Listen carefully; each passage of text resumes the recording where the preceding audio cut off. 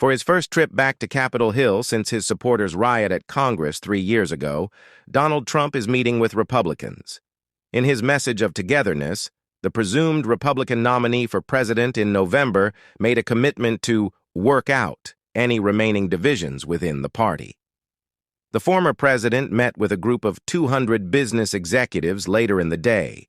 In a statement, former Democratic House Speaker Nancy Pelosi claimed that Trump was the instigator of an insurrection, returning to the scene of the crime.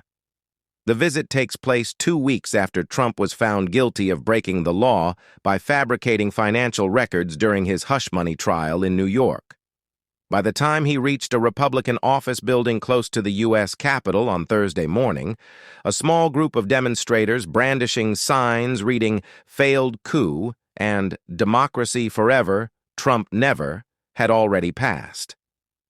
During a brief press conference early on Thursday afternoon, Trump declared that the party was in great unity and swore to support all Republicans, including those with whom he disagreed. "Everyone, I'm with you. I'll always be by your side," he declared. "If a relationship wasn't fantastic, it gets worked out. Restoring the greatness of our county is our only goal." Trump waved and gave the thumbs up to a small gathering of fans yelling, "I love you."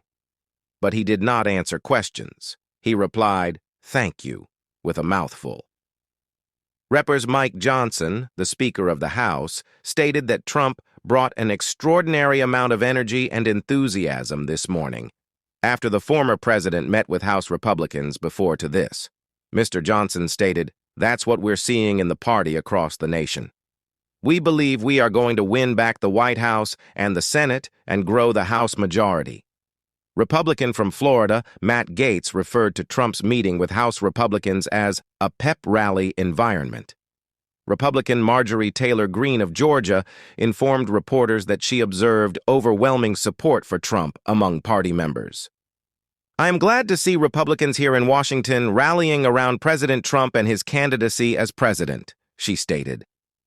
The head of the Senate minority, Mitch McConnell, who has previously openly criticized Trump, described the visit as really positive.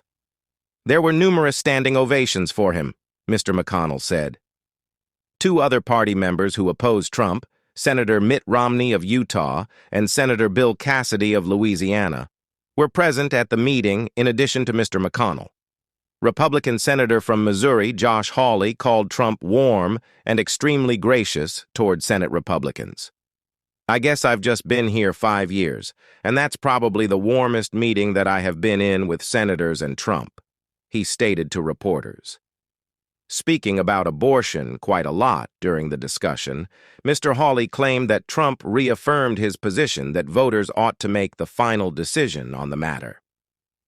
A month before the Wisconsin city is scheduled to host the Republican National Convention, Trump is said to have called Milwaukee horrible during the earlier discussion with House Republicans. His spokesperson then clarified that he was talking about criminality within the city, not the city as a whole. Although violent crime, including rape and murder, has sharply decreased over the past 2 years, according to statistics from the city's police department, Milwaukee broke its homicide record for 3 consecutive years, from 2020 to 22.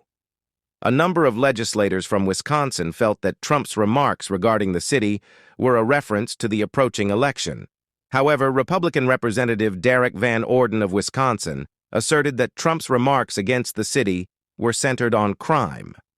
Mr. Van Orden told reporters on Capitol Hill, "You're focusing on a 2-second comment by the former president of the United States that's factually correct." Politico revealed before to the visit that Trump had called Mr. Johnson, pleading with him to assist in overturning his conviction on May 31st on 34th charges of document falsification in New York. Trump allegedly said, "We have to overturn this," during a call that was full of profanity. Representative Marcus Molinaro, a Republican from New York, informed CBS, the U.S. partner of the BBC, that at a meeting with House Republicans, Trump made no reference to the conviction. Just hours before a crowd stormed the U.S. Capitol on January 6, 2021, As lawmakers formally recognized Joe Biden's election victory, Trump called on followers to both march peacefully and fight like hell more than 3 years prior. Donald Trump is on Capitol Hill today with the same goal of destroying our democracy, according to Mrs. Pelosi's remarks. Do not misunderstand. Trump has solidified his legacy of disgrace within our esteemed corridors.